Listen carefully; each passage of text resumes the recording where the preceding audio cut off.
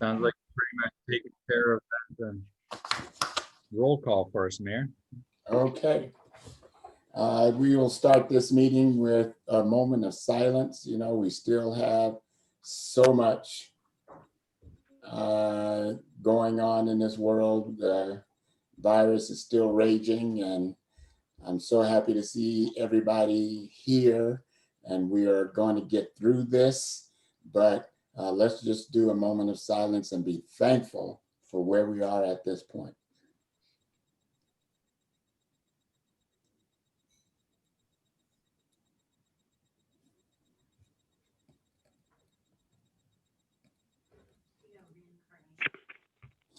Okay, thank you guys so much. Let's call the meeting to order. Mike, you want to do roll call?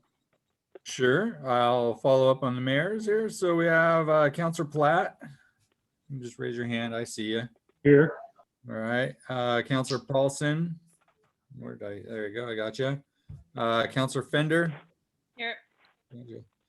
Councilor Boehner. Here. Councilor Thompson. Here. Just saw you. There you are. Okay. And Councilor Ocholi. Smart, Can you hear us? and we can't see you. Smart. There he is. All right, you're muted. Raise your hand, do something. We know you're here. Yeah. Okay. All right. We got it. Full house. We also have in the audience, Councilor-elect Moore is in the house as well. All right. Hi, Kate. And we have newly elected Metro Councilor, Mr. Rosenthal. Yes. Thank you very much. Okay. So this is what we're going to do. We do have a couple of speakers. At least we would like to let Councilor Rosenthal introduce himself and have a quick conversation with us. I think we ought to go ahead and do that first, if that is okay with everybody. So with that being said, we have Metro Councilor-elect Gerritt Rosenthal. Gerritt, you have the floor. Well, thank you. It's a pleasure. I've met some of you before. I remember I met you, not everybody that it's a little hard to place the same faces with the ones that I met in person, but it's a new reality that we have. Thank you very much for letting me come to your meeting and meet you all again.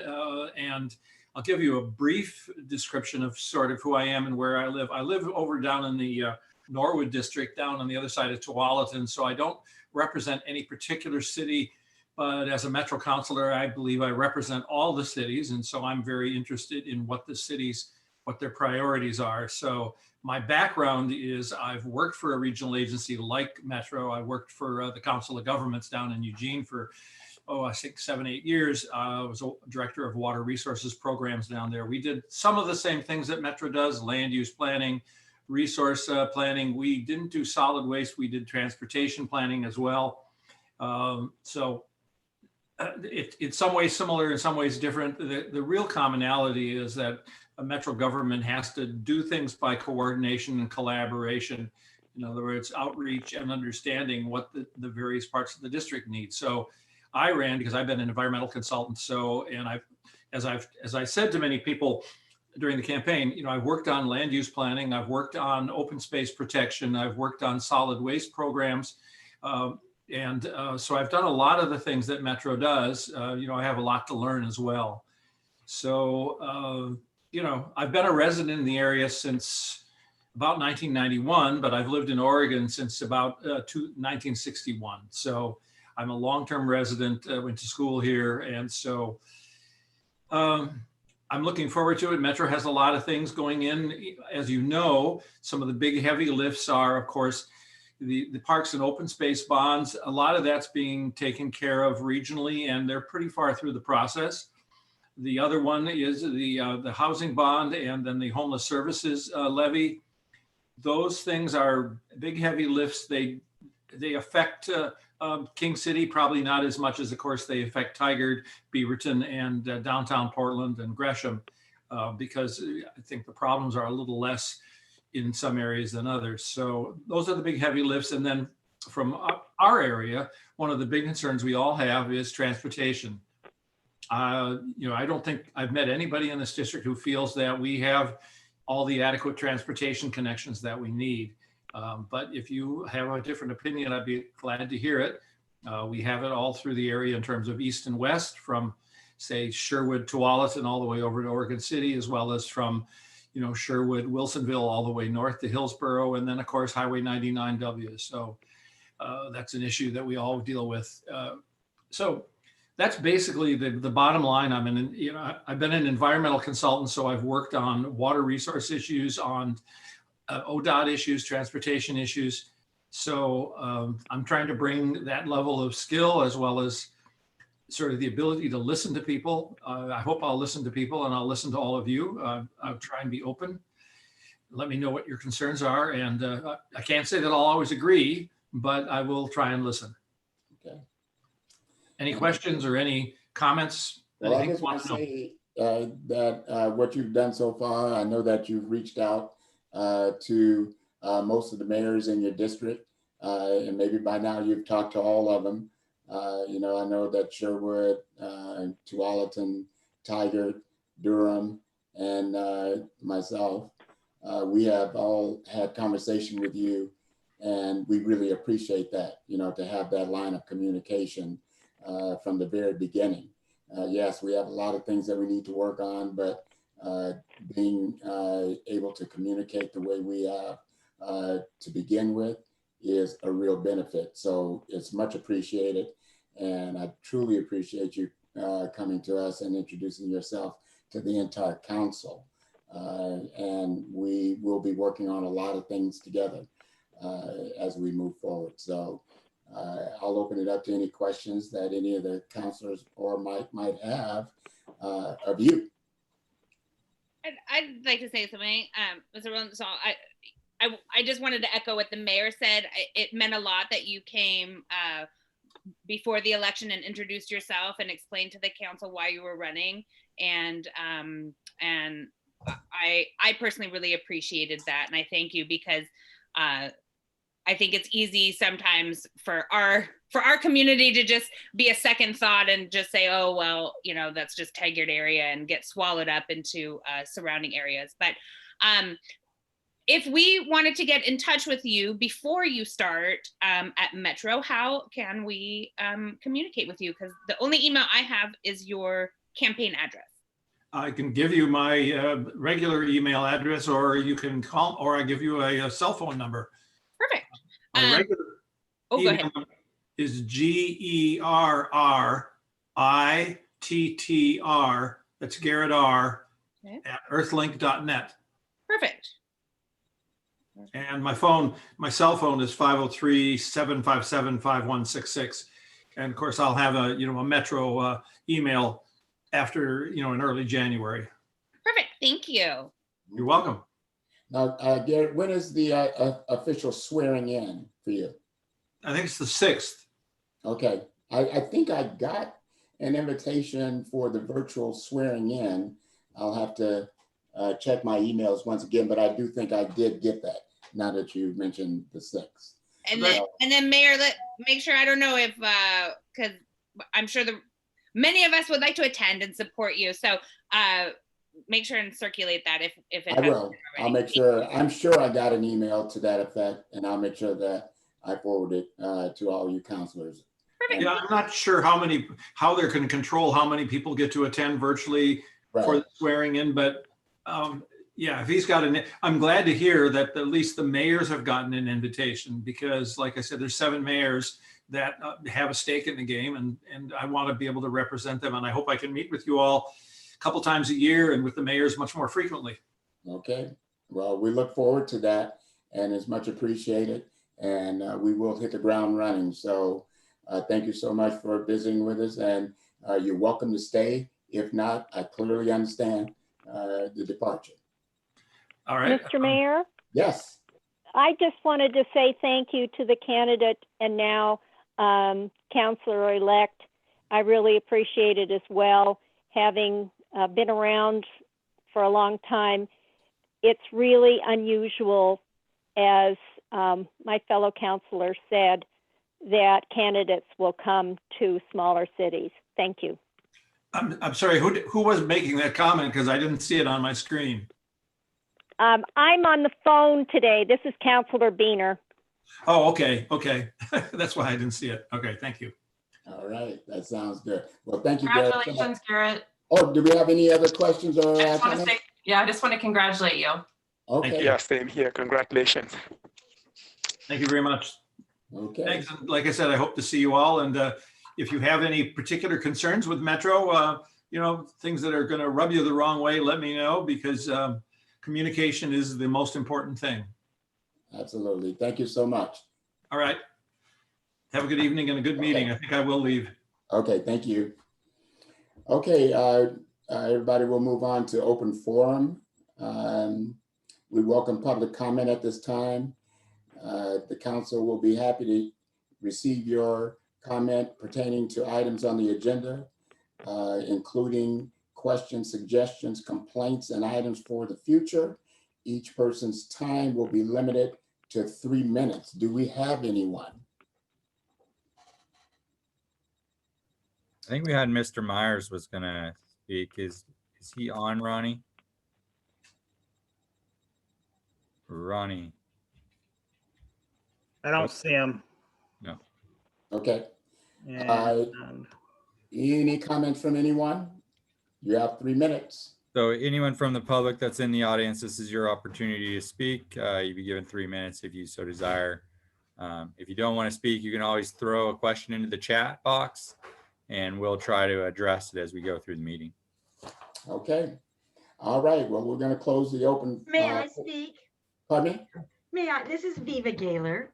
Okay, If Viva. no one else would speak, I would like, and it's too bad that Gerritt left, because I would like a project that included Metro and the city to look into using the land at the end of 131st that sits on the Tualatin River, that is county property within our urban growth boundary. And I would like us to look at using that to have getting a Marine Board grant from the Oregon Marine Board and having access to that public property that is not being used and put it to use so the public can easily access the Tualatin River. And I would like to see it to be handicapped access for the seniors of our community. And I should say Viva Gaylor. My address is 12700 Southwest Beef Bend Road. And the other thing I'd like to see is a horseshoe pit in the park. That's a good social distancing activity. It's good for all. And there's some really crummy land over on that clay part, over on the edge that's west of the little parking lot that I think just screams horseshoe pit. Thank you for your time, for giving me this time, and thank you for considering the ideas I've presented this evening. Okay, thank you very much. Thanks, Viva. Appreciate it. Great idea. I agree with you. Those are great inputs. And the Marine Board grant is open now. Okay. So The other one thing, let's not forget a youth person on our planning commission. If we Right. could also look at getting the youth involved and get a high school person on our planning commission in King City, that gives us an involvement with the school kids, and they're the ones that are going to benefit from the effort of planning more than us old people. And we will hit the ground running on those ideas after the first of the year for sure. Thank you. I get all three in. Thank you. Okay, thank you, Viva. I appreciate it.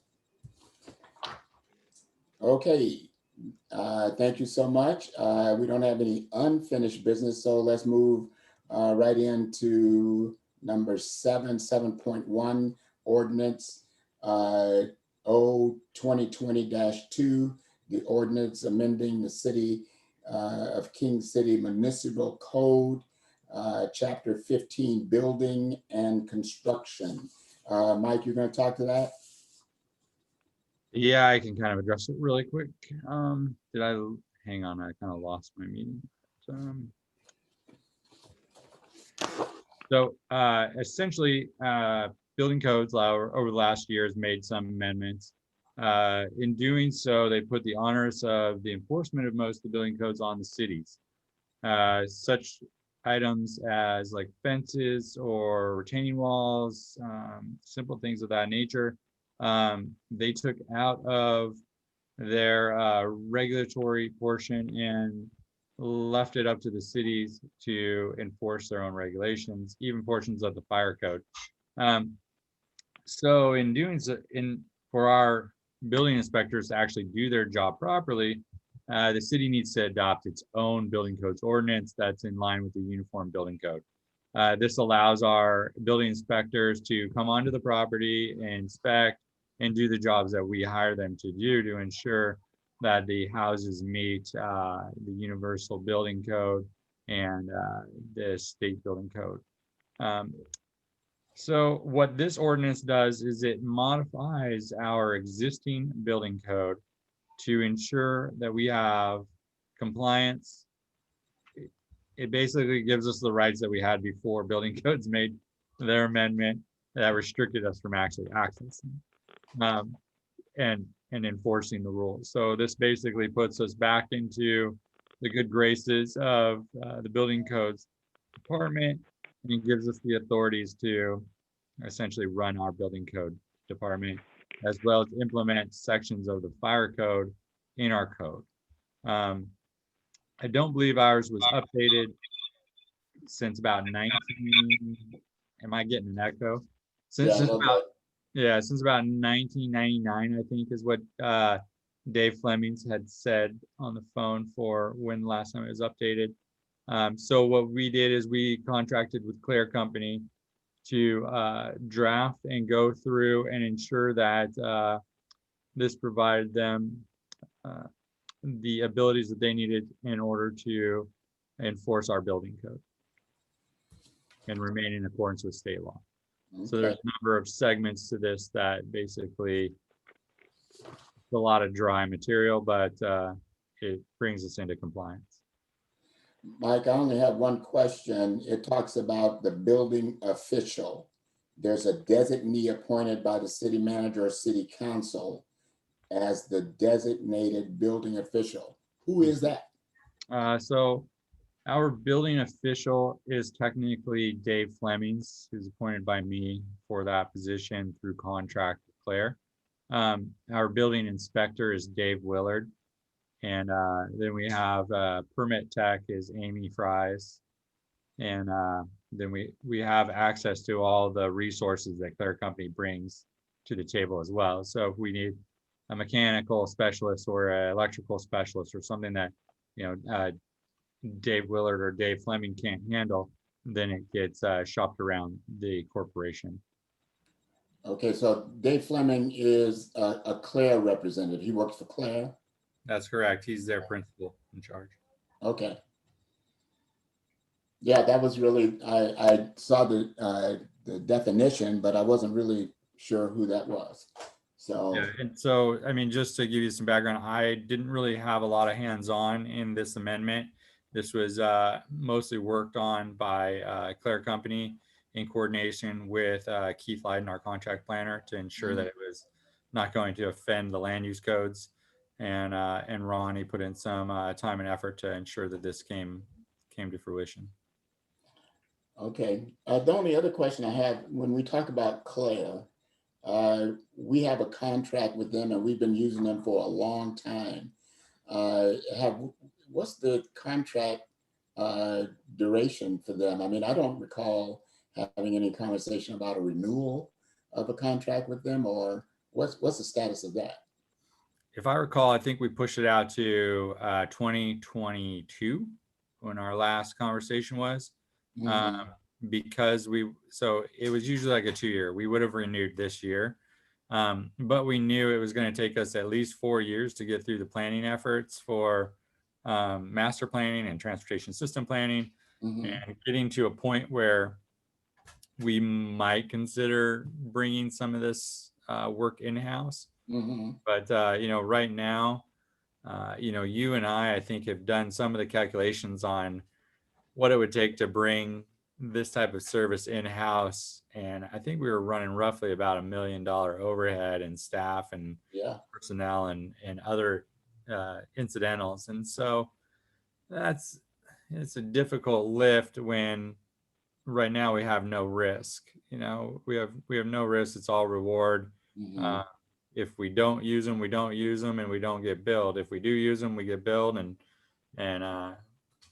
then we recoup 25% for our processing portions through admin, and that basically pays for our time and services to manage the building code department. So for us right now, it's zero risk, and it's a good program right now. I don't see any reason to change it yeah, until we get to a higher population, or we start seeing so much of this stuff occurring in house that it actually is feasible monetarily. okay. And I'm definitely not suggesting, because I think it really does work for us. Do we have any questions from maybe Shauna or anybody else on this subject? I know this is kind of new conversation. This is definitely the folks, Claire Corporation is who we've been using to do our building inspections. And we've been working with them for quite some time. And what we said earlier, just kind of alluded to it in passing, is that there has been an effort at the state level to potentially drive us into a situation where you can no longer use a third-party inspection operation, that it needs to either be done in-house or you need to contract with another city who has it in-house. And we have fought against doing that. Mike has been a real advocate for all small cities to not have to take on that burden, because most small cities would not be able to afford to have in-house building inspection, in-house building inspection operation. And that's what Mike was alluding to when he said about $1 million to have it in-house. And there's no way we could afford that. So that's what that conversation was really all about. Any questions or concerns about this? Michael, Yes, sir. could you give us just a thumbnail sketch of Claire Company? Is it CLAIRE or? Yeah, CLAIR and then company, Claire Company. They're based out of Lynn County, Corvallis area, I think is their business operation headquarters. And they do a great job for us. I mean, in comparison to some of the surrounding municipalities, when we get a building permit in, like a building permit or something to that effect, we can usually turn it around within like a week or two. Some permits we turn around same day, like if it's like a plumbing permit, electrical permit, or something to that effect. Like those are oftentimes just turned around the minute they come in, they're out the door as soon as their company gets a chance to review them. So we get a great level of service from them for a reasonable cost and a decent return. So. They probably have a good relationship with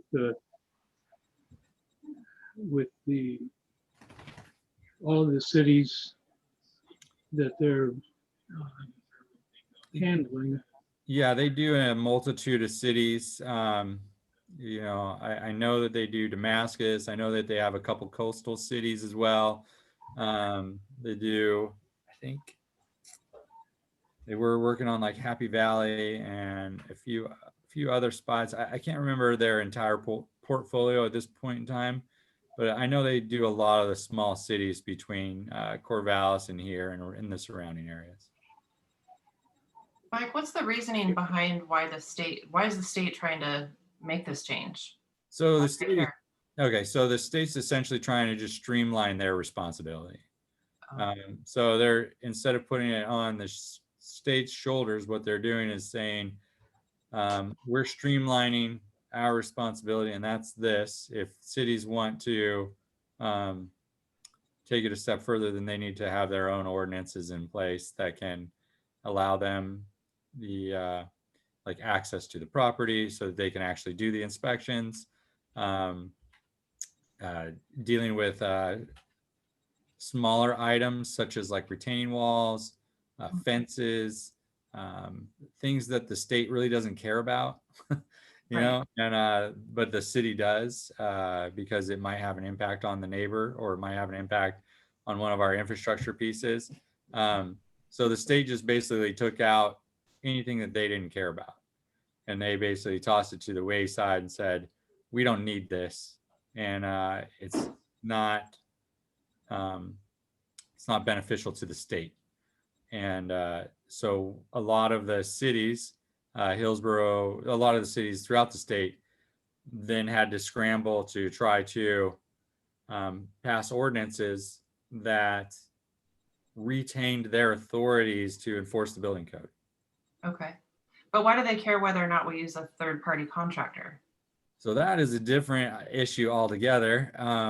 That is an item where it's almost, I see it as a power grab, to be honest with you.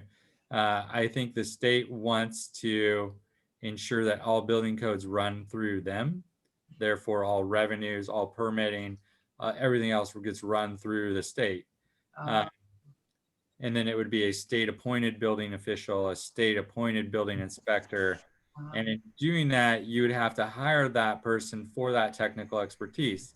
A building official, just to give you an average salary of a building official, could run you anywhere from $150,000 to $200,000 for just that one individual, for just their salary. And then you add, you know, another 35, 45,000 in benefits, you're up at 200K pretty quick, just for that one individual. And then you figure you're going to need probably at least 2 other inspectors, or you're probably going to need just a general inspector as well as a specialty inspector that might be able to specialize in electrical or mechanical or something to that effect that maybe your general inspector isn't qualified for. So each one of those members is probably an annual salary of anywhere from 75 to 100,000 plus benefits. So you're looking at 150,000 for each one of those. So that's another 300. So you're at 500,000 just in salary for those 3 individuals. And then you also, on top of that, you would probably have like a permit clerk or someone like that that organizes the permits and keeps them in the system. Technically, I think we have Sam in our office who could take on some of that, but a lot of her duties are related to the court system. So splitting her time between stealing her from courts and putting her to building codes, it might be a little bit overburdening for her. So, I mean, you're looking at a four-person department minimum that you would need to run this thing. And then you're going to have to worry about office space, desks, computers, software licensing, all that, behind the scenes infrastructure costs to support the staff. And it gets up there at a decent, it gets up there pretty quick. So my initial estimate when we've initially put this together, the mayor and I, was it was going to be, if we had to do our own building code department, it was about $750,000, potentially to $1 million.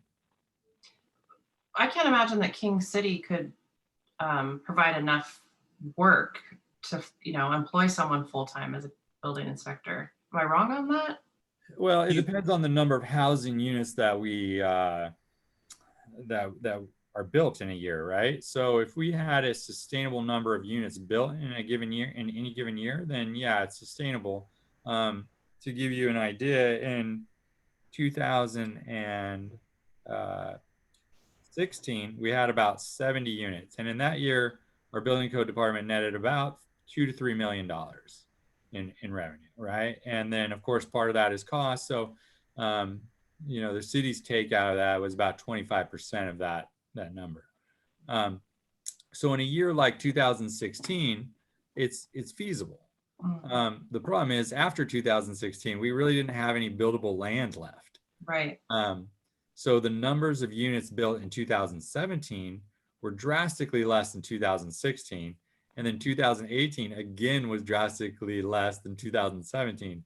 So since our buildable land got kind of gobbled up in 2016, we only had these 1 or 2 other lots that are out there, the number of units that we've been able to build since that time has slowly decreased. So that is the risk factor of actually developing your own department like this, is that there's going to be down years.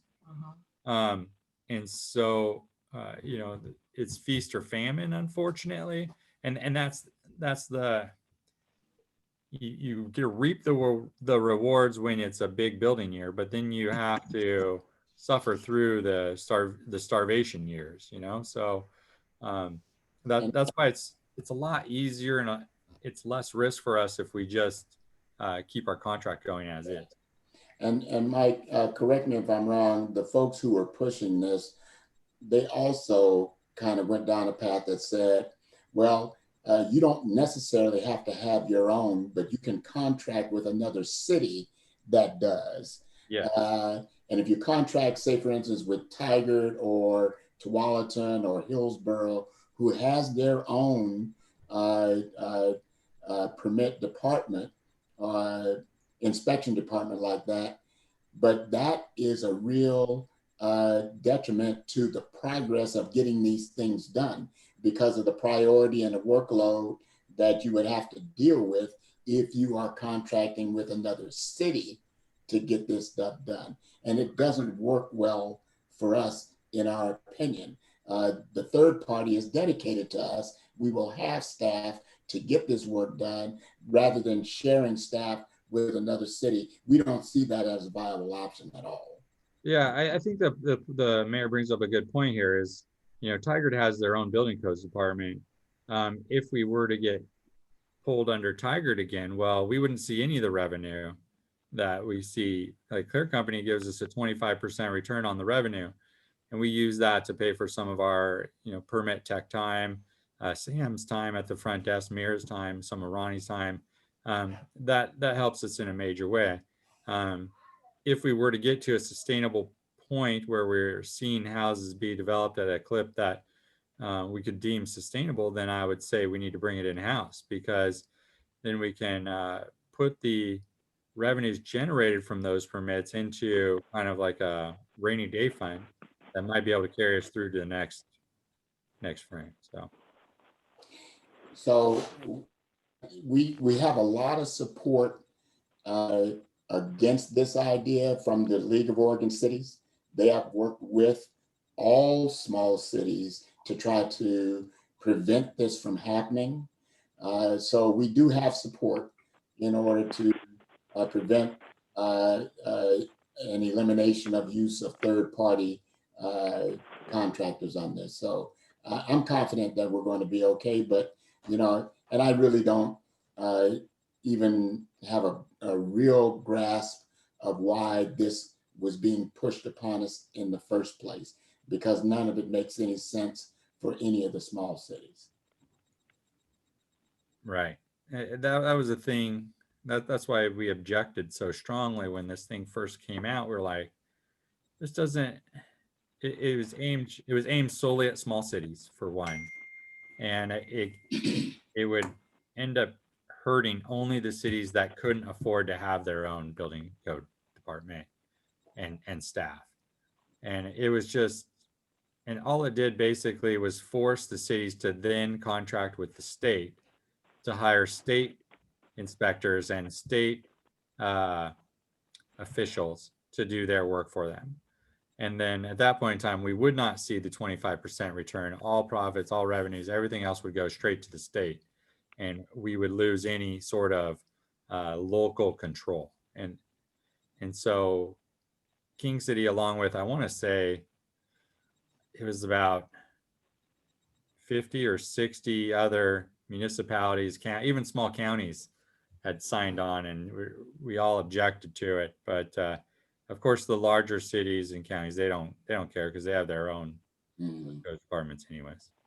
Can you guys hear me? Yeah, we got Jeremy.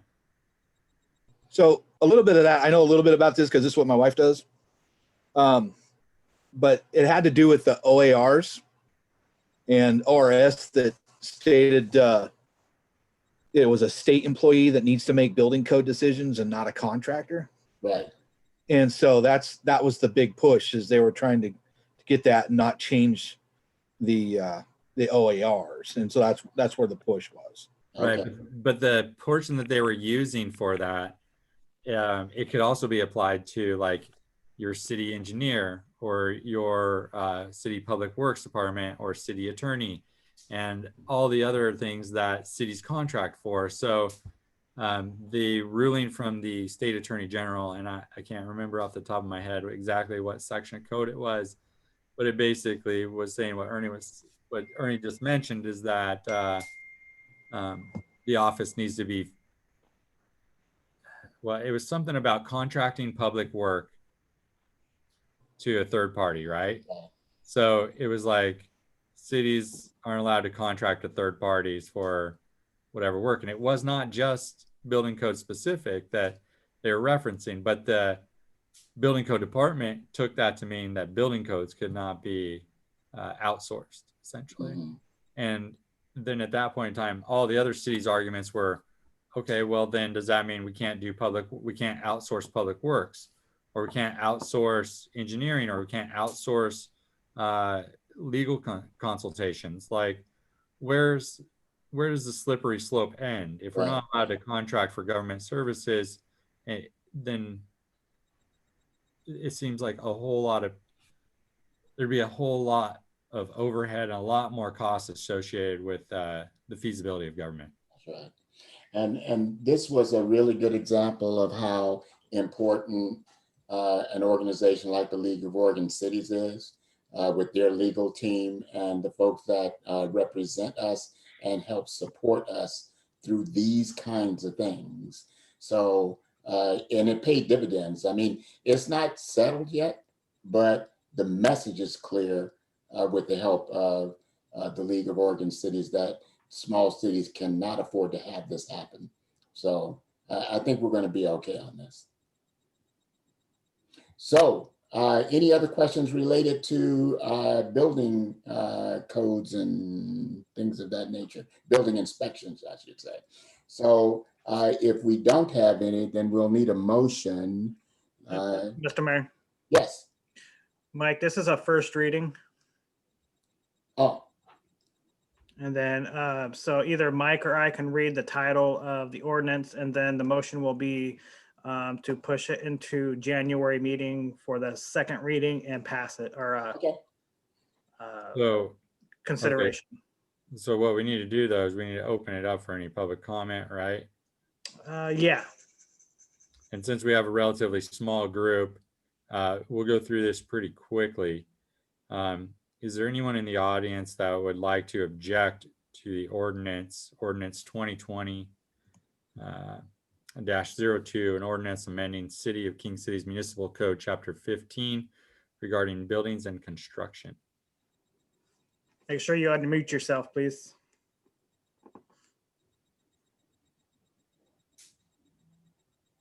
Okay, hearing no objections, is there anyone in the audience that would like to speak in favor of the ordinance number 2020-02?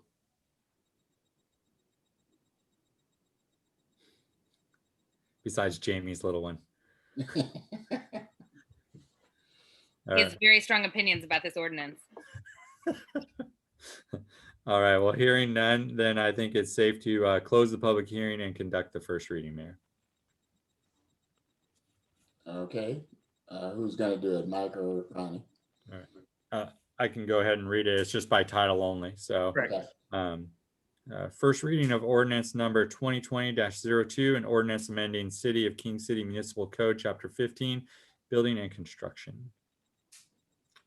And then we will essentially have the second reading at the January meeting. Okay. So I do need a motion for that. You need a motion for what, Ronnie? I need a motion for the council to push this ordinance to the next meeting. Doesn't it automatically go? Nope, needs to be motioned. I move that the ordinance be continued to the next meeting for a second reading. Do we need to say the date? Is that January? It'll be January 20th. January 20th, yeah.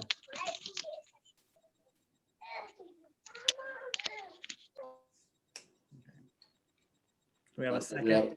We had a motion and a second? I seconded. Okay. Okay. Okay, we're good? We need a follow up on the motion. So can, by show of hands, Smart, I don't have yours, and Gretchen, I don't have yours. So if you can, Gretchen, if you want to signify in favor, I can mark you. Aye. Okay. And then the rest of the counselors, I can see your hand. I see 1, 2, 3, 4. Mart, are you in? Yes, I. Okay. All right. I think we've got everybody. That's 7. We have Shauna, Micah, Jamie, Dave, Smart, Gretchen, and Mayor Gibson. So. Okay. All right, that sounds good. Any other conversation? I don't think so. So that was the only item on the agenda. Do we have something that we needed to add? Yes, we have, hold on, let me get that up real quick. Okay.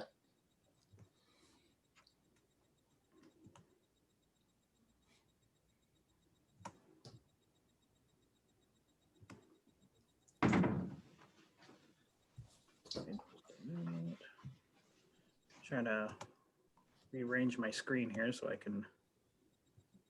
Is this by resolution, Ronnie? Yes. Okay. Yeah, this is a simple one.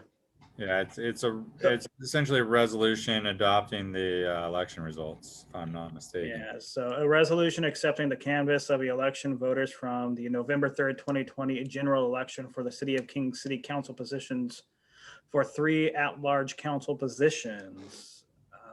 So it just kind of goes through, staff recommends approving resolution 2020-24.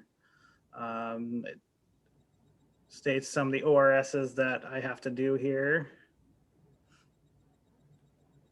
And then we get down into the resolution, and it just states that basically Exhibit A is going to be what I got from the Washington County, and that the apparent winners are Kate Moore, Shauna Thompson, and Smart Ocholi.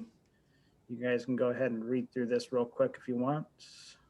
Now, how many votes did Dominion flip, Ronnie? I'm sorry, say that again. Oh, whatever, Mike. I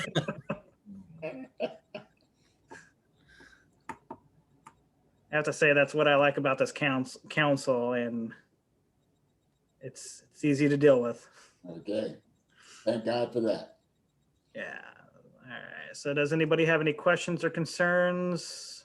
Gretchen, do you need me to read out numbers or anything? No. Okay. Gretchen, did you get that certificate of appreciation from Metro? It's We've in her been mailbox. trading phone calls. It's in your mailbox, Gretchen. Oh, okay. Yep. I believe I sent out an email to everyone yesterday saying that you got mail. Yes, I did get that. I haven't been there yet, but is somebody going to be at the operation tomorrow? Yes.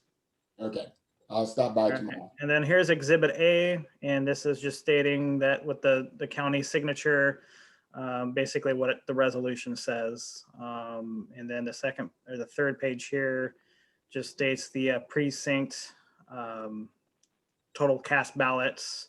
Yeah. Okay. Any questions or concerns? So this makes it official. Yes. And is it our plan to do the swearing in at the January 20th council meeting? Yeah, that'd be the first thing before we open the public meeting. We'll do the swearing in. And then I think we also got assignments. You have elections. Oh, in elections. Yeah, thank you. Thank you, Gretchen. And elections for, I believe, mayor.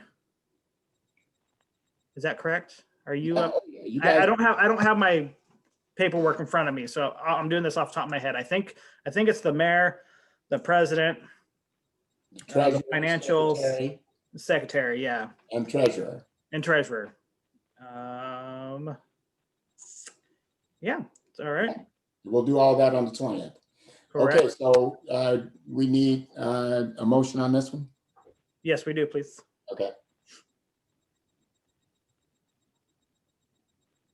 I move to approve resolution number R-2020-24.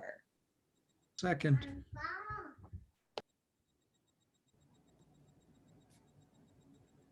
And because this one is dealing with the elections, I'm requesting a roll call. So I can Okay. in the minutes. All right, I'll start at my top, which is Counselor Platt, Yes. Counselor Fender, Yes. Counselor Paulson, Yes.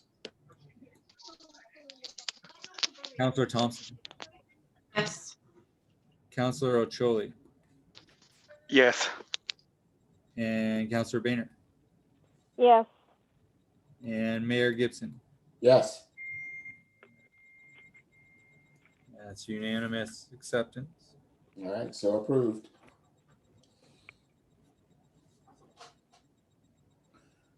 Okay.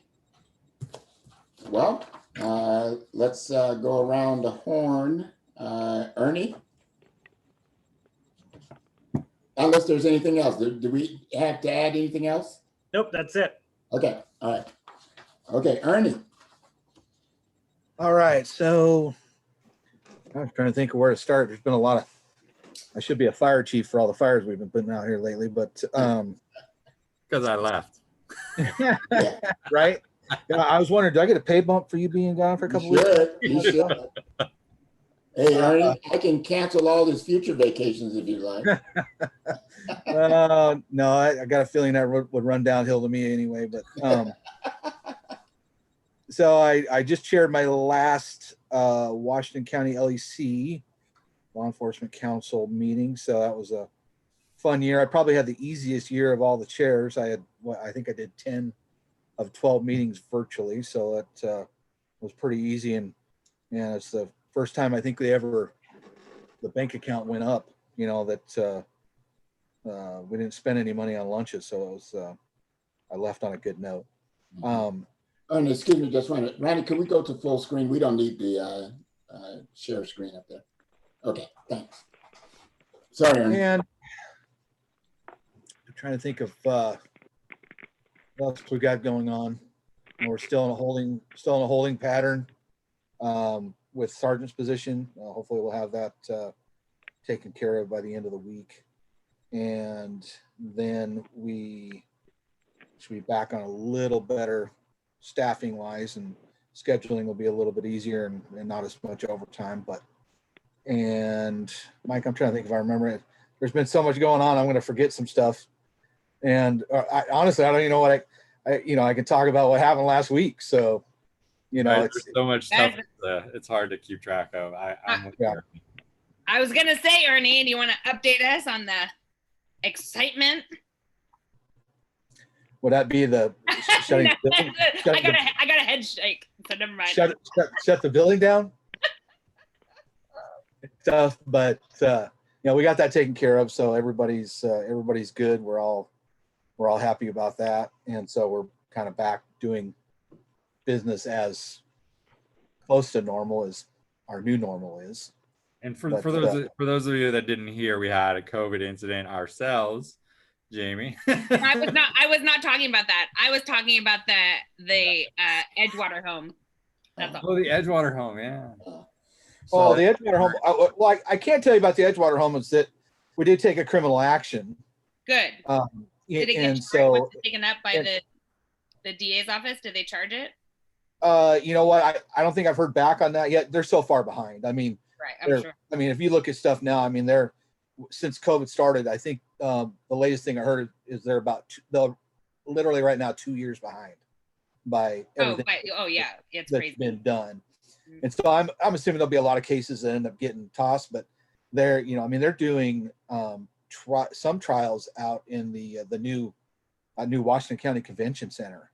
Mm-hmm. and stuff out there at the fairgrounds. And mm-hmm. so they have some things, but yeah, there was an action taken. It's about all I can talk about on that, sure. Just because it's not been adjudicated. And so, it's just something that obviously it's been a problem area. And what happened? This helps take I don't know what you guys are talking about. So basically just a large gathering that was in violation of Okay. state, our temporary state law that was in effect. And there were some other criminal actions that were also taken for that house in particular. So How large was the gathering? I honestly don't know the number, and I don't know that anybody can give you an accurate number, but it was in the area of probably, I'll say 30 plus. It's probably closer to 50. Oh my goodness. And this was in Edgewater? Yes. Last week? No, it's been a few weeks now. Oh, Thanksgiving? You know what? I don't have it in front of me, but I think that's about right. I had never heard of it. Oh my I God. didn't hear about it either. But okay, I know you can't get much more information, but Sorry. that's okay. You know, it's easy to forget sometimes that we're not just having a casual conversation, right? On Zoom when we're at home. So I apologize. Ernie, I will say, I just like when my lives cross-pollinate. I got an email at work just the other day, yesterday or Monday, about they're trying to start some kind of volunteer Zoom trials. They're asking the defense bar and the plaintiff's bar to participate and look for some 1 to 2 to 3 day trials that they can do to try to, fix this log jam that's kind of built up. So I do suspect in the next few months that we'll see a little bit more movement of trials move through, which will free up time for more criminal trials. So for what it's worth, everyone's on it. It just is what it is. Yeah, it is. And it's something that, all of a sudden you get these, we'll get these evidence requests, and all of a sudden we're like, wow, this case is so old. And so you're starting to kind of roll back on things, and all of a sudden we've moved on to new stuff, and all of a sudden we're having to roll back to things. And so it's going to be a long time before it's caught up.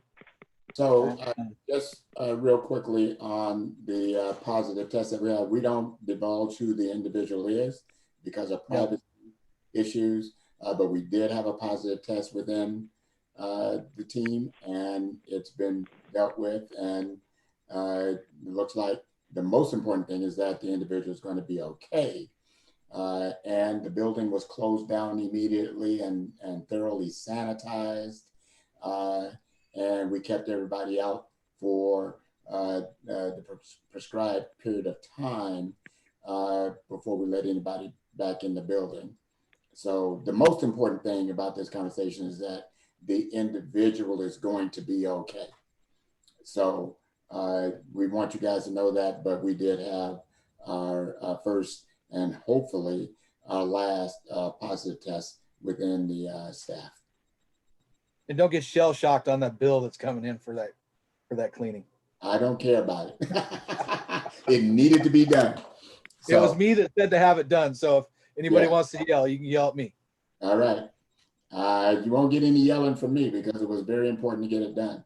And everybody other than the individual did get tested. Is this correct, Ernie? Everybody got tested and all tests came back negative from everybody else on the staff. Okay. Yeah.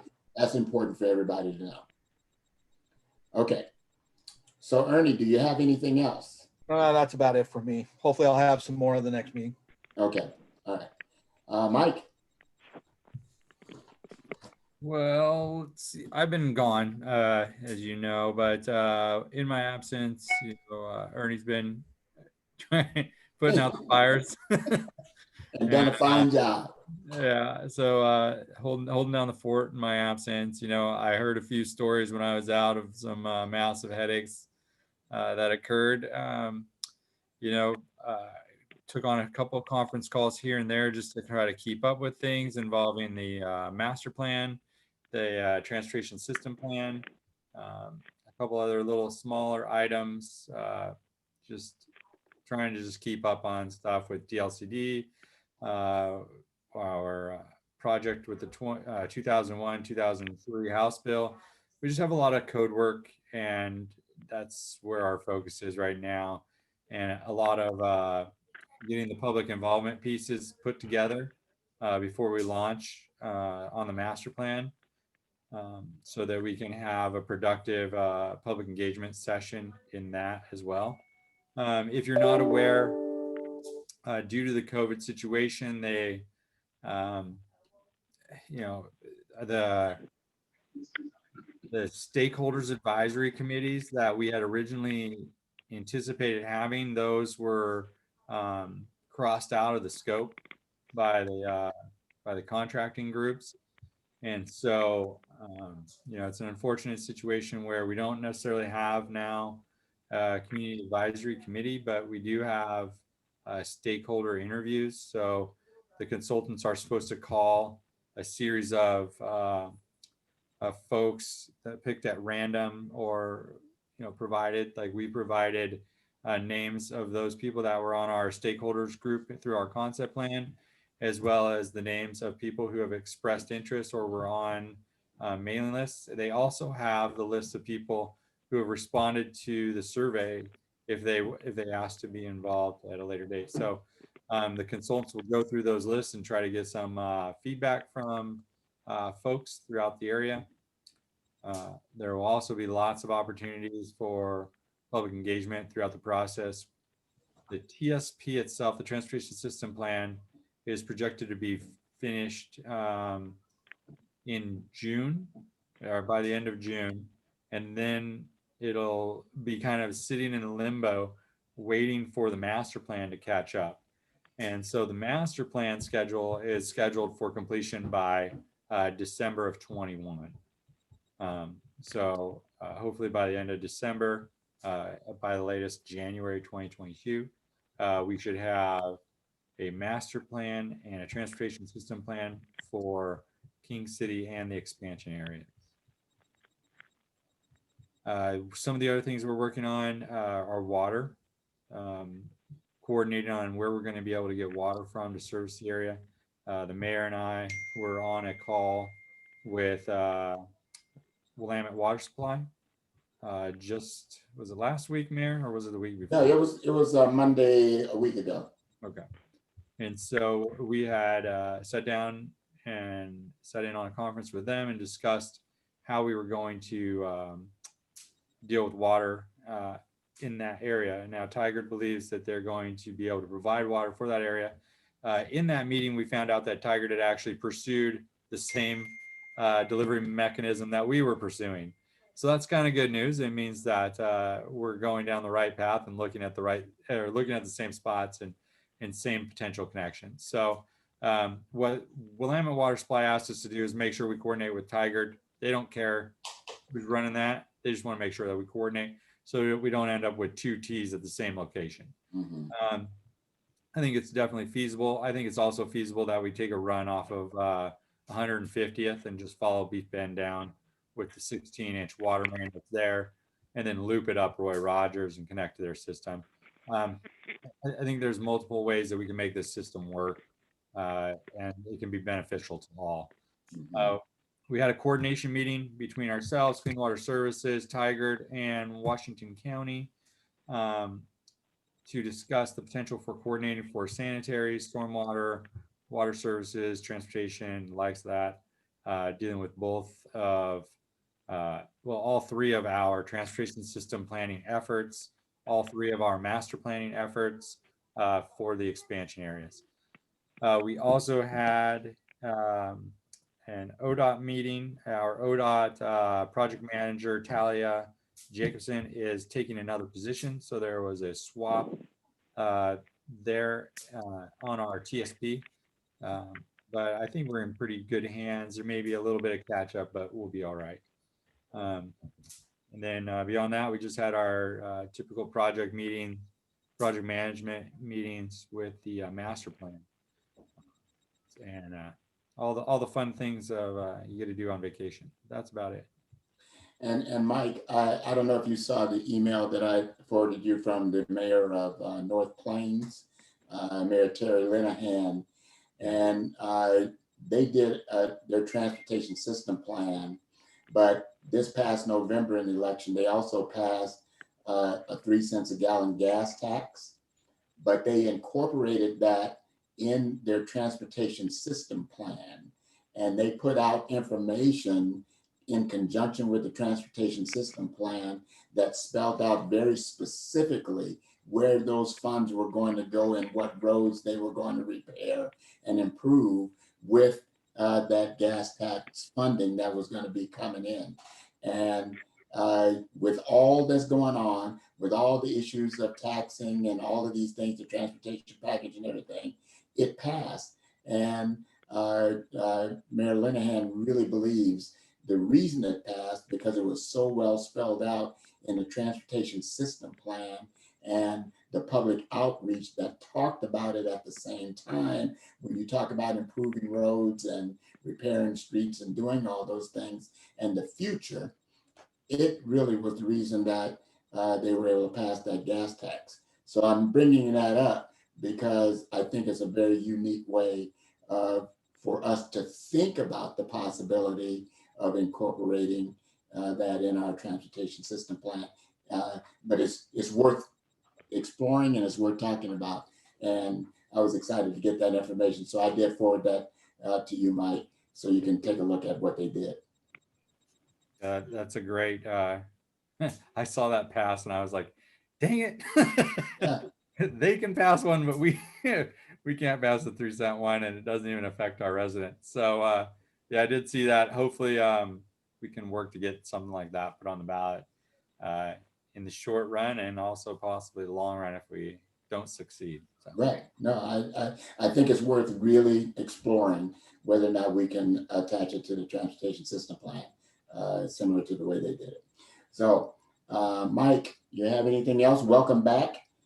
You're still glowing with your sunshine that you got. And I'm glad you got that break. And I feel bad that you had 1,000 emails when you got back. Oh, geez, so many. I'm not even close to being caught up yet. Okay, well, you will. You'll get there. Okay. Anything else, Mike? I'd like to address something. I'm concerned that the consultants aren't going to have a citizens or stakeholders advisory committee. That seems like it might reflect badly on us and the staff to not have one because there is so much concern over the project. I'm just wondering if that maybe should be reconsidered. I understand that, you know, they can't meet in person, but everybody else in the world is meeting over Zoom. So I don't see why an advisory committee couldn't meet over Zoom. I worry that the residents will be very unhappy when they find out that there is no advisory committee.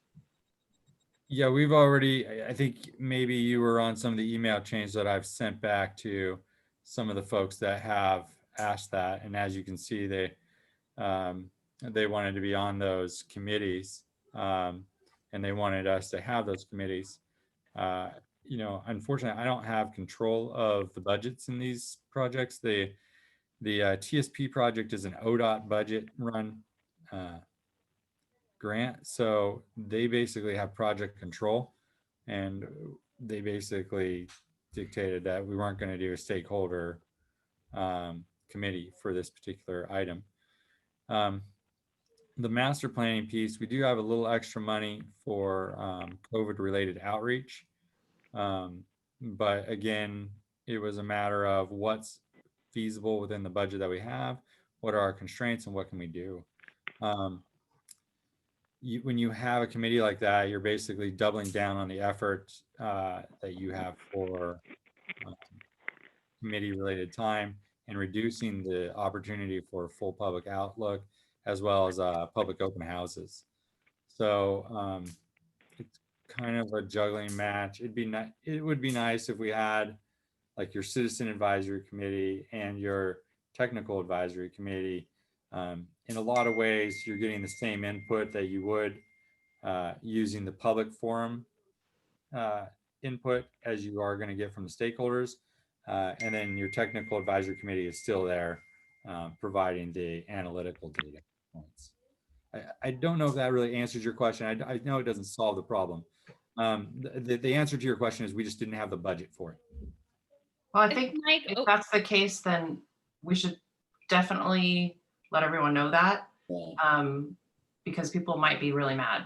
Because I feel like we've told people that there was going to be one, and so they're going to think that we're I lying don't to know if we them. And told people, Sean, I don't know if we told people there was going to be one, but my question is this: if we're not going to have a citizen advisory committee, what is the mechanism for getting people involved and heard? You know, that's really the question. I don't care what we call it, but I need to make sure that the citizens of King City are going to have every opportunity to be involved and to have input into this process. That's what's more important than anything else. So absolutely. I don't want to get hung up on what we call it, but Right. for these consultants who are basically working this for us, I really need to know and have confidence that there is a mechanism now, whether it's charrettes or other sub meetings and all of these kinds of things that need to occur so that people are in fact involved and being heard from needs to be real clear. So I don't want to turn around and say, well, we said we were going to have citizen advisory committees, because I don't think we ever really said that. What I think we said is that there will be plenty of opportunity for the community to be involved. And Yeah. that has to be well defined.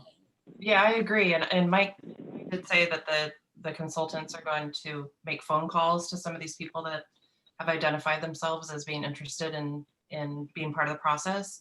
So what I propose is maybe on the website, on our city website, letting people know, hey, this is the situation. We're not going to have if you are interested in having your concerns, your opinions heard, please let us know and we'll put you on the call list. I think that way everybody has an opportunity to be heard by the people that are making the decisions, right? Right. So, right. Just to give you an idea of the input that we had on the TSP, you figure with a population group of around 5,000 people, we had about 258 survey responses. And we had contact with about 75 to 100 people at the park during a community tabling event. We've also had miscellaneous contact from the public during our public hearing and our briefings before the Planning Commission and the City Council. So we are reaching people. We have been successful. Like those kind of numbers for a city of our size is remarkable. Like Tigard hasn't even reached that much, and they're doing the same thing up on River Terrace North. They've had like 40 respondents. You know, so just think of how many. We've just been immaculately successful on our outreach. So granted, I mean, you're never going to get the total outreach and the total you know, that you'd like to get in these scenarios, but we have managed to get quite a bit, and it is pretty remarkable. All the consultants are like in awe at how much response we've received today. Well, that just goes to show that the residents of King City care about the future of King City and want to be involved and want to be heard. So I think it's just really important that we give people the opportunity to be heard, continue to give them that opportunity. Excuse me, I'm going to speak up. This is Gretchen. We aren't just dealing with the current citizens of King City. We are looking at a tremendous area that includes a lot of people who will be impacted by the plan, but are not current residents. And I'm very concerned. ODOT did something like this in Tigard many years ago, and it caused a bond measure to fail on transportation issues.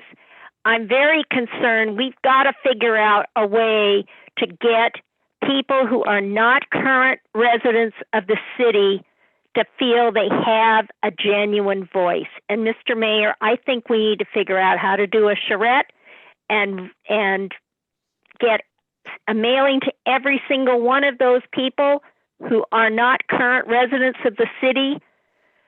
Otherwise, I just see a terrible outcome. Well, Gretchen, the only thing that I can say is that these will be the same people who were deeply involved in the concept plan, who got all the information. All the mailings, all the surveys, and everything that we've done is not just for residents. It's that wide, broad band of people that you're talking about. They have gotten every bit of information that the King City residents have received. And that will continue. Those people are not being left out. They are being heard. They were heard through the concept planning process, and we're not leaving them out this time. So I will struggle to believe that they don't know what's going on with this, that they didn't have the opportunity to do surveys and to fill out the information that all King City residents have had. I know that outreach has occurred and it will continue. Now, whether or not we can have a charrette or not, is all going to depend on this virus. But we will continue to try to make these adjustments to get the word out, to get people heard, and to keep people involved. But nobody is being left out on this. And I just feel strongly about that. Well, I know what you're saying, Mr. Mayor, but Shauna, I'm going to say this to you. We need to say not just current residents of King City, but the entire service area. We need to be very careful how we talk. Okay, I can accept that. I think one of the things is, right, we need to have transparency, and we need to be able to have clear directions that is unified across all of us about the processes and what the next steps are for engagement. And right now, one of the frustrations that I think a lot of us are feeling is there is a lot of discussion, right? People are getting engaged, and there is a lot of concern and kind of ancillary discussions around this, and we don't have a good response right now other than trust us, it's coming, the engagement is coming. So I feel like once we start getting real, we have dates of when meetings are going to happen. We have, right, open houses. We can have, we continue to invite people to council meetings. I think that as we progress in this process, we can continue to give people concrete steps of, this is how, if you want to get involved, you want to be engaged, this is how you do it. I do like Shauna's idea of being transparent about not being able to have a citizens advisory committee or a board or whatever, but that also doesn't mean that people can't get engaged and have their own group and meet, right? We're just saying we can't fund it and facilitate it, but I would welcome someone in the community to volunteer. If you care this passionately about it, then volunteer, put together a group, and have a speaker come and present some of the things that you talk about once a month, right, at our council meetings. I mean, that's the way that we get people involved. So I think we just need to really continue to be transparent and open. And then really, I will say that we are, in my opinion, not all of our efforts are coming to fruition. There are many, many, many people in this community that don't feel like they are knowledgeable or have been informed. And we know that some of that has to do with the fact that they're not accepting the information that is given to them, right? People throw away their mail, or they don't read the emails, or they're not searching out the information. But regardless of where the disconnect is, I think it is important that we acknowledge that there's a little bit of a disconnect, and we just continue to be innovative about how to reach people, right? And not all of that is going to be by funding. So, and this is the way that transparency has been working so far. We have had emails written, we have had phone calls, and Mike and I, Shauna, and whoever else have received these emails have responded, and Shauna, no more than I will pass this on to our city manager and mayor.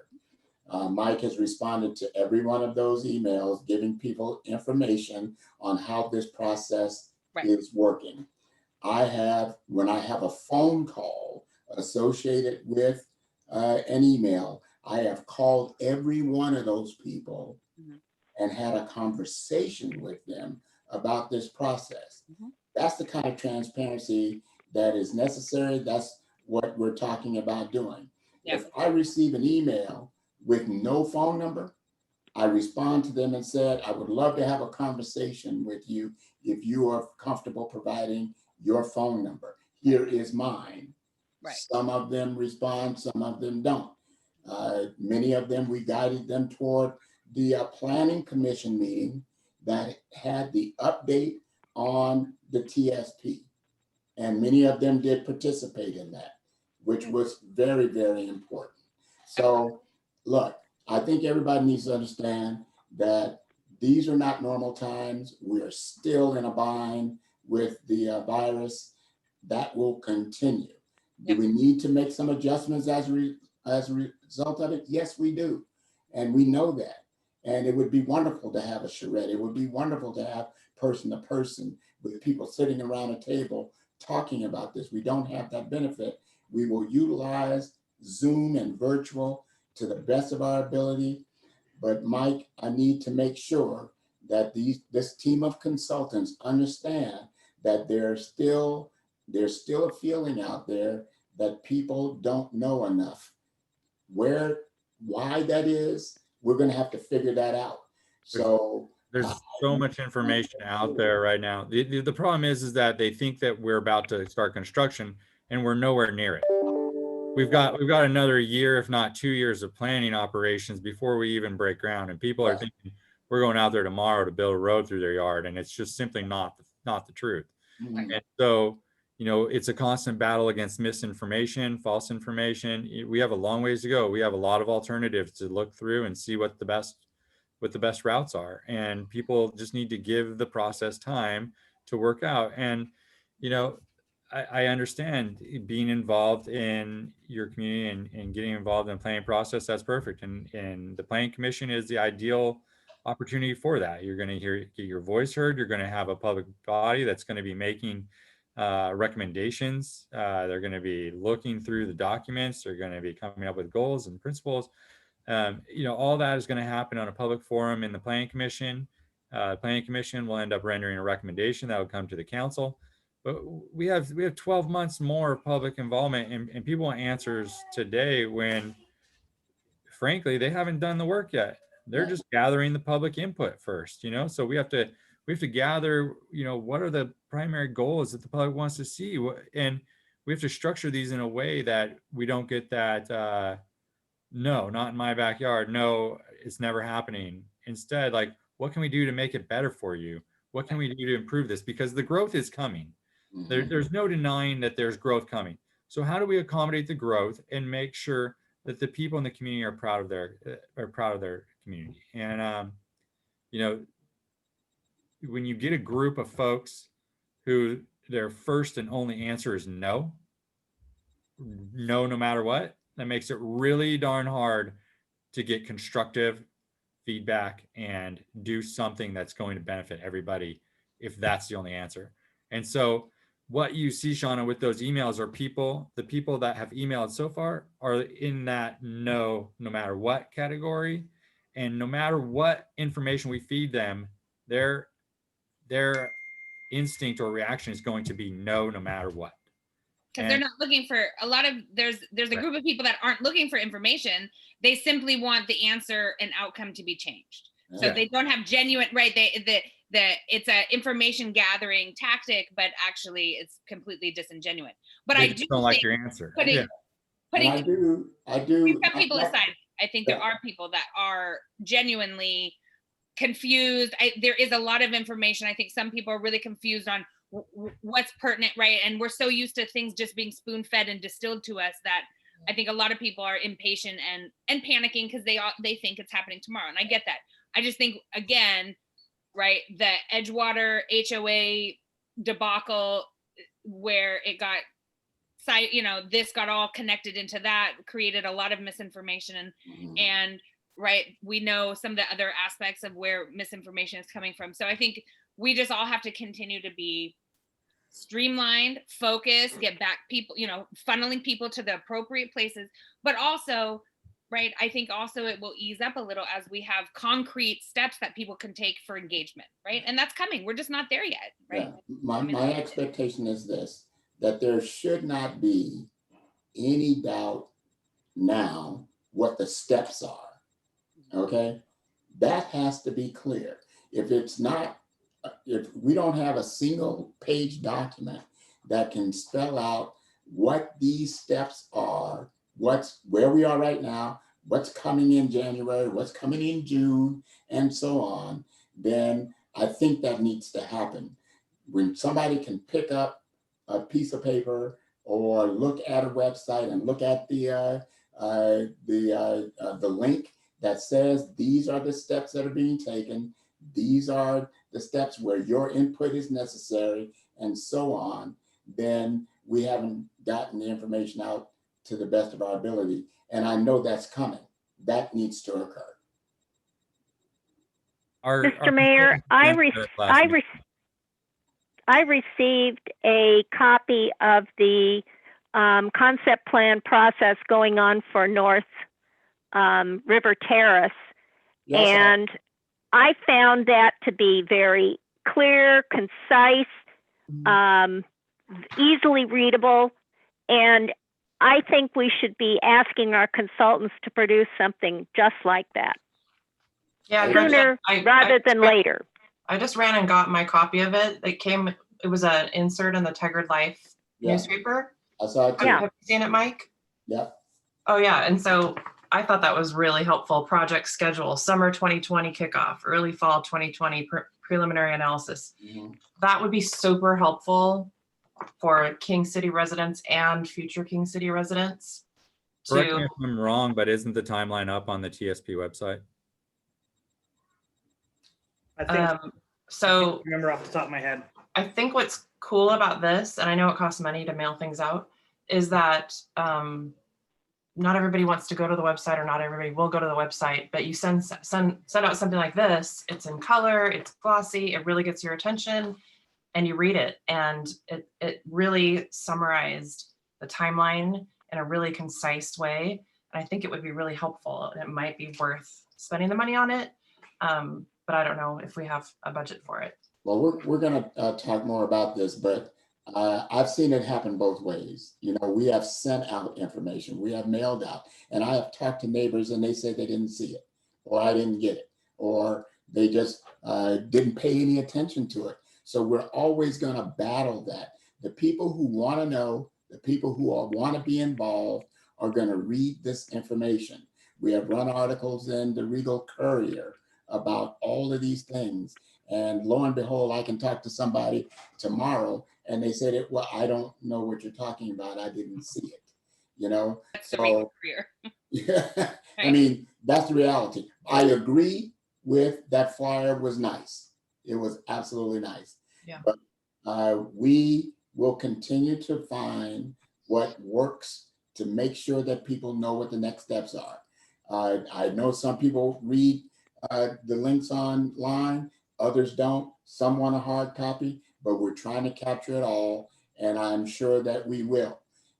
Let us get out of this year and focus on what we need to do starting in January, and we will get through this, and we will make sure that we get better at communicating on these issues, okay?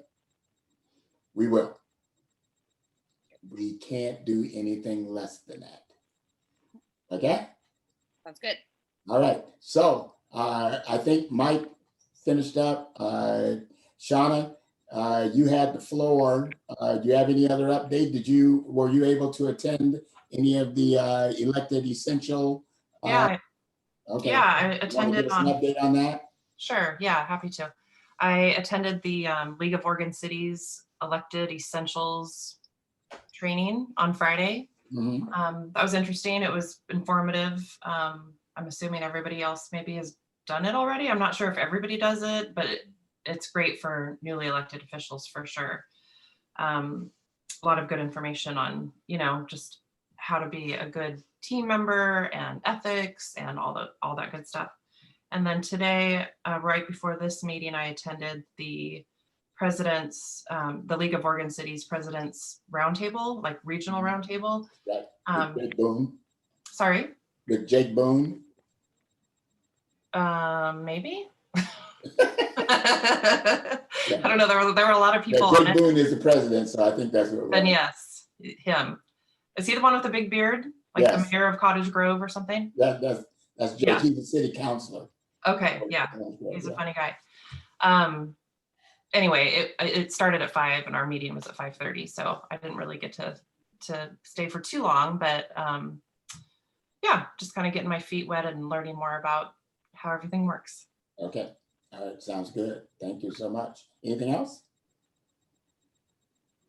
No, that's it for me. Okay. Micah, do you have anything? Not really this month. We had for the PAB meeting, we really went over just the rating criteria for upcoming analysis of the applications for the home grants and the community development block grants. So really it was reviewed, nothing really new. One thing though that we did at the end of that meeting, which I thought was pretty neat, we often do a roundtable like this, but we give some information about our city. And one of the things we did this time, just I think with it coming near to the end of the year, the holidays and such, one of the things that we did was recognize the things that we're grateful for right now in our community. And I think that was actually a really, really neat exercise and brought a lot out of the people involved. So just kind of in the interest of bringing some of that to here, I just wanted to say that I'm really grateful to be a part of this group. And I'm really grateful to be part of this community. And I think we're pretty lucky to have the group that we have in the community that we live in. Thank you, Mike. I appreciate that very much. And I agree with you. We do. We're very fortunate. Okay. Thank you, Micah. Dave, let's go to Dave. Dave, you have anything up there? As soon as I get unmuted, No, you're good. No, Mr. Mayor, I don't think I have anything really to add. It's been a good meeting, and I do appreciate the community, and I second what Micah has just stated. But, that's it from here. Okay, thank you, Dave. I appreciate it very much. Jamie. Not too much to report. Courtney Neron and I have had lots of discussions on kind of tackling the impending foreclosure crisis. And since this was kind of used to be in my wheelhouse, I kind of passed along some brainstorming ideas, and we have been connecting with various people. So it's especially the commercial leases is a real crisis, you know, that keeps getting kicked down the road, but there's sure a lot of people working on it. So anyway, so we've had lots of discussions about that in the last couple of weeks. I was selected for Emerge Oregon class of 2021. So I'm very excited to represent King City in that capacity. I met last week with past kind of Washington County Emerge alumni and was kind of introduced and had a long discussion about that, and got some intel on some of the people that are running or planning on running here in Washington County over the next year or two. So that was really interesting, and I'm very hopeful and excited about what's happening in King City. So, or excuse me, in Washington County. And I'd like to, Ronnie, if you and I can kind of touch base tomorrow.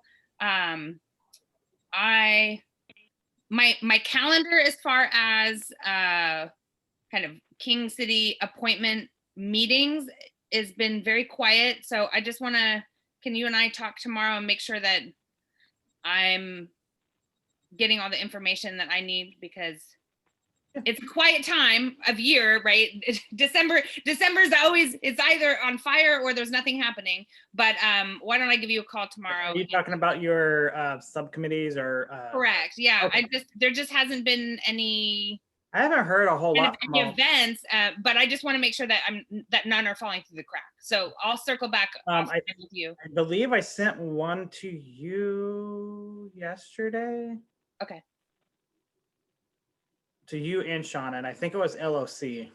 Okay. A meeting. I can't remember. Yeah, that was probably the meeting that Shauna just talked about. Okay. All right. So we'll circle tomorrow and just make sure that I'm not. Okay. Yeah, absolutely. I'm in the office all day tomorrow. But otherwise, and then still on the radar, I'm hoping in January to be able to come back and talk to you about the zombie house on Beef Bed. Okay. All right. And just along the lines of the issue of evictions and foreclosures and all of those things, the Metropolitan Mayors Consortium, we had our executive council meeting yesterday, and we talked about this with our lobbyist, Thorn Run, about putting together a letter to the governor and our legislators regarding the need to really support the landlords as well as those folks that are going to be faced with this rent issue after the first of the year. I know that there's $800 million that the state is trying to figure out how to help the landlords and also the renters, but there's no real decision on what needs to be done. One of the things that we talked about as an executive committee for the Metropolitan Mayors Consortium is that there's been very little pressure put on the banks, because the banks, you know, when we look at what PGE or Northwest Natural has done, they said that we're going to make sure that we help people, that we're not going to cut their service off and those kinds of things. Banks say, well, we'll waive a late fee or those kinds of things. But the reality of it is the banks can do a lot more in order to help landlords and also renters, mortgages and foreclosure avoidance. The thing of it is, there was a time when banks got bailed out, right? Sure. And big money kept them afloat. But banks don't seem to really be very interested in keeping everybody else afloat. So our effort. That was my, so we already have the framework in Oregon, because residential mortgages, in order to obtain foreclosure judicially, you have to have a certificate of compliance with the Oregon foreclosure avoidance program. You have to mediate, right? But commercial leases are exempt from that program. Right. And so I think we already have that framework. It's a very easy solution to require commercial leases, right, to enter that program as well, because you can't have a moratorium on rent and then allow all these properties to go into foreclosure because there's no assistance to the landlord. So it doesn't make any sense. Right. Yeah. So we're going to be pushing hard as mayors to try to make sure the legislators know how important this is and how strongly we feel about it. So we're going to be putting together that letter. I think we'll have a draft by Friday that will be going to Governor Brown and also the legislators to try to gain additional support and put pressure on the lending institutions to be able to step up and really start to help people through this crisis. It's going to get ugly after all of these moratoriums end. Yep, absolutely. So, okay. Can I say, I just wanted to mention, sorry, on piggybacking on that, I did receive an email today from League of Oregon Cities, and if anyone's interested, I can forward you the invitation for this. This Friday at 1 o'clock, they're having a statewide conference call for city leaders on funding resources. So basically the president or the director of Business Oregon is going to be leading the discussion and about the $24 million in funds that are available to local governments, $55 million in funds that's in the process of being distributed. I don't know much about it yet, but I'm planning on attending to learn more about it on Mhm. Friday. So let me know if anyone else is interested, and I'll forward you this email. Okay. And it's a good idea to just get into the habit of visiting the League of Oregon Cities website periodically. All of these things that we're talking about that the League of Oregon Cities is involved in is on their website. So just get into the habit, or cities.org or whatever it is, to stay on top of some of those things that are coming up. So let's go to Smart. Yes, I also was on that call, the League of Oregon Cities call, Shona was talking about earlier. And I think yes, great discussions, talking about the COVID and the relief package and everything else, like you just mentioned, Mayor, looking at helping landlords and other people, and also the wildfire recovery and debris removal and temporary housing and things like that. So I think it was a great meeting to have all the leaders rub minds at the round table and be able to come up with ideas and share ideas as to how to approach these issues that we have due to the COVID and the recent wildfires. And I think we are in a good position to say we have opportunity to hear how other cities are doing, and also be able to bring that to our city, and also be able to contribute to what they have going on. So I think it was a good discussion and a good time spent. Like Shona said, I also had to drop off to join this meeting that we're having right here. Yeah. Other than that, other meetings, I'm still waiting about the water board. I'm still waiting to get information. I've not heard back yet. Ronnie, thank you for that information you provided. I've contacted that person, but I think the next meeting is coming up next month, so I'll look forward to that. That's all I have today. Thank you. Okay, thank you, Smart. I appreciate it very much. Gretchen. I also was on the meeting from the LOC president, and I'm sorry I had to drop off. It's too bad we couldn't have adjusted our meeting to allow us to stay.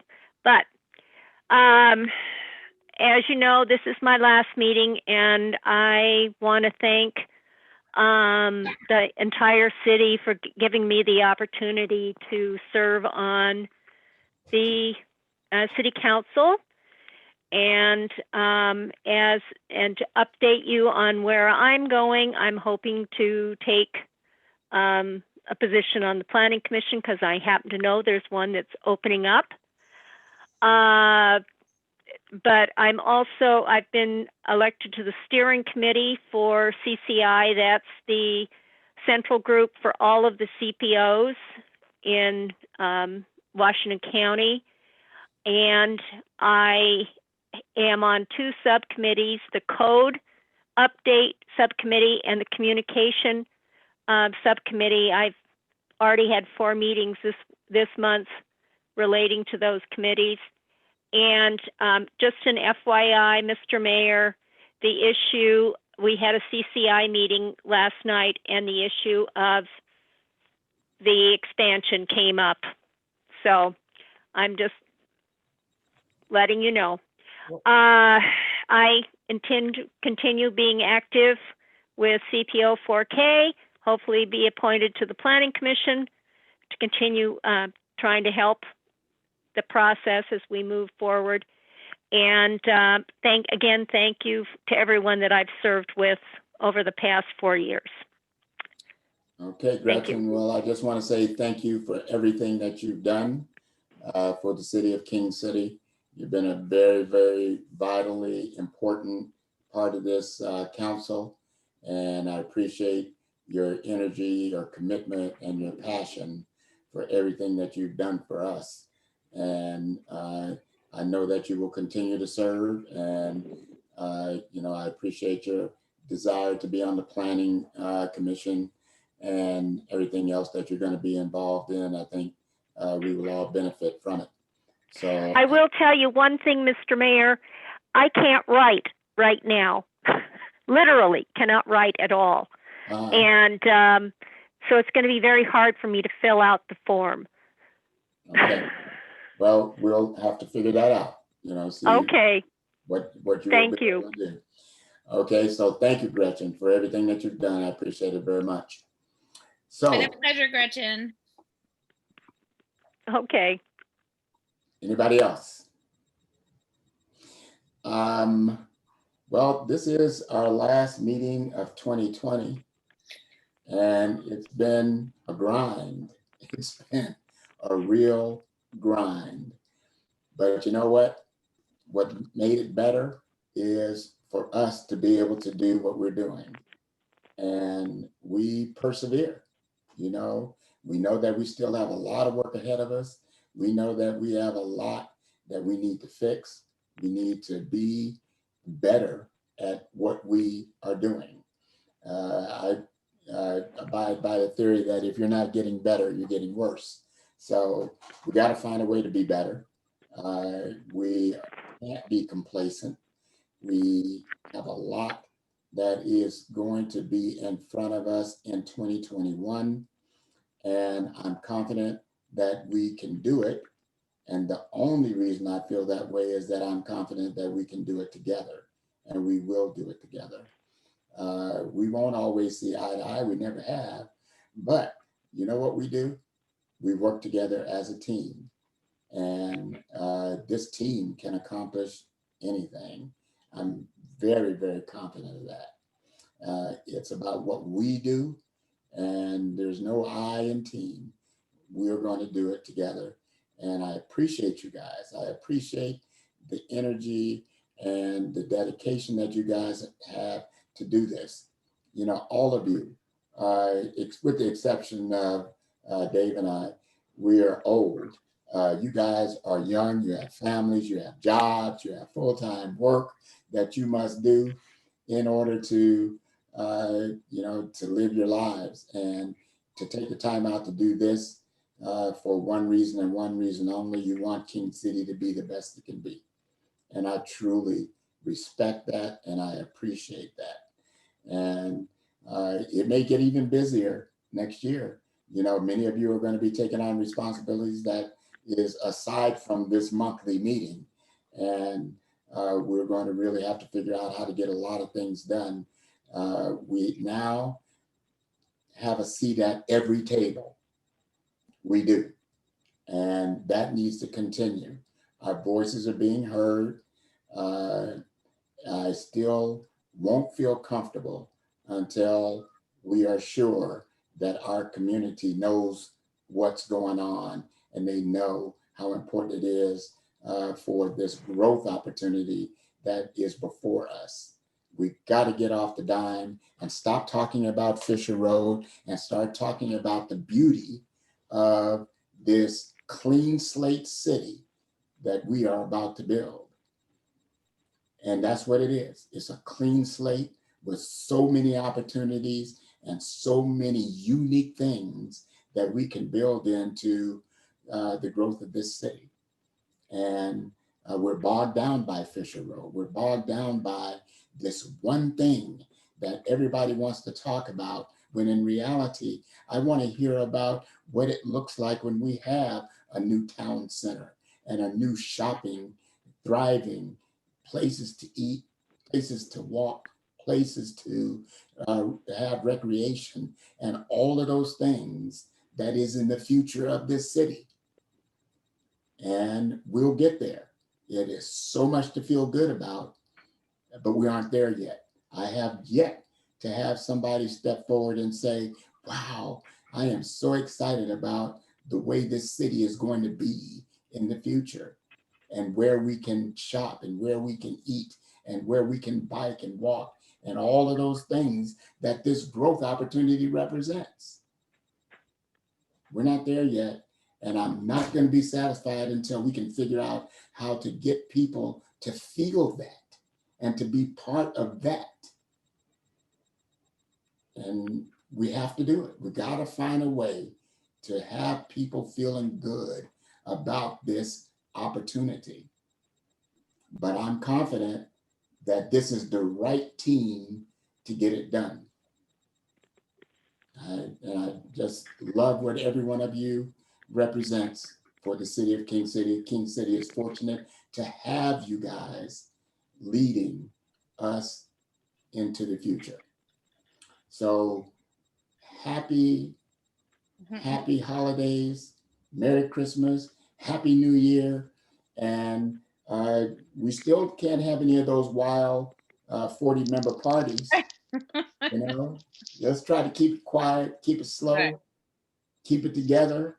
Mm. And we are going to have a better 2021. I'm confident. Here. All right.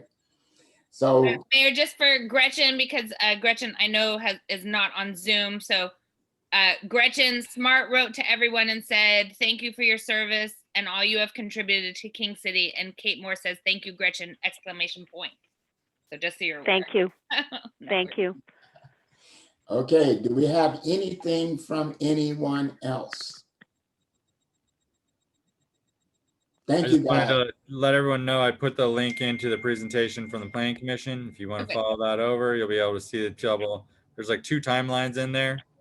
Show when the public engagement pieces are, when the Planning Commission presentations are, when we expect to be a city council, everything else. So it's all Perfect.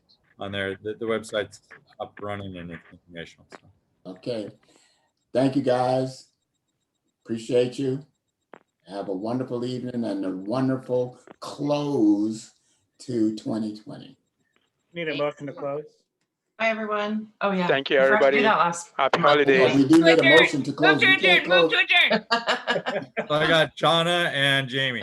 Merry Christmas.